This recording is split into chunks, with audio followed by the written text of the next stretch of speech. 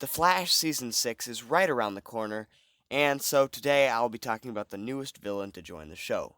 Hey everyone, it's Jeremy from Legacy Comics, and today we'll be talking about Bloodwork. Bloodwork is yet another one-shot supervillain to show up as a relatively large-sized role in the Flash TV show. Well, due to speculation and everything else, he was legit in the Flash trailer. Any Hoosers, let me give you some exposition as to what led to the creation of Bloodwork. The Flash has returned from the future where Iris kills the Reverse Flash, and now the Flash is powered by the negative speed force which Thawne or the Reverse Flash used. The Flash doesn't quite understand how to effectively use the negative speed force because when he does, it usually ends up in a person getting hurt. This is evidenced by the fire in the crime lab, but he doesn't do anything because he doesn't want to risk someone dying or getting hurt because of the negative speed force. This brings in Ramsey Rosso. Ramsey was the coroner at the CCPD. When he was a little boy, he was diagnosed as a hemophiliac.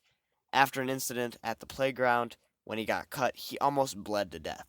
This basically means that if he gets cut, it is incredibly hard to stop the bleeding and can be extremely fatal. Your body doesn't have the necessary proteins to suffice. This is why everyone always treated him as a porcelain doll. If you've watched Legends of Tomorrow, you would also know that Nate is a hemophiliac until supposedly he took the super formula. Ramsey, while at the CCPD, is able to mess and take samples of blood from any dead body he chooses. Many of them might have been metahumans, and he could have experimented on many metahumans at a time. And seeing as there are very large amounts of metahumans coming in and out of there, it only makes sense that eventually Rosso would find the cure. Because sharing multiple samples of blood and mixing them together to create your own blood source or whatever is a great idea. Also, kids, make sure to share needles because that's safe. After many tests, he did come to a solution. A solution so strong that it made his skin impenetrable and gave him blood powers. Remember the fire from earlier? That's when things get interesting. Ramsey messes with the Flash's blood, and the Flash is still having a hard time with the negative speed force. This leads him to pass out, but not before he sees a bunch of dead guys with their eyes bleeding out. Most likely from Ramsey. It's not even most likely, it was from Ramsey, and most of them were dead. But Barry, after waking back up, realizes Ramsey's the only one who would have had access to the blood samples. Despite the Flash's insane versatility and speed, he is still brought down by Ramsey, down to the ground like the stock market crash